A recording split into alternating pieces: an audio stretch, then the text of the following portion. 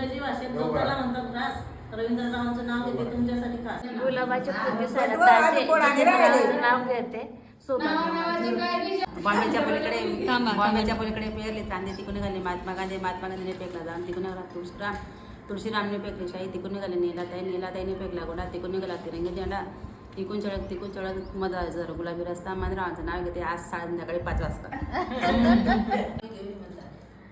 औदुंबराच्या झाडाखाली दत्ताची मूर्ती मरावांचं नाव घेते हळद पुण्याच्या वेळी.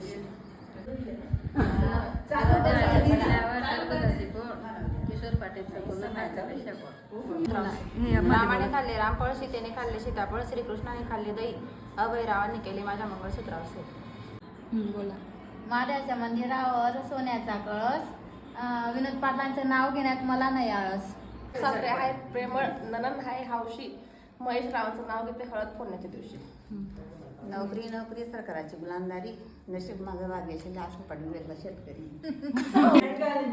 राम लक्ष्मण सीता 3 मोती साक्षात विनोद पाटलांचं नाव घेते नीट ठेवा लक्षात.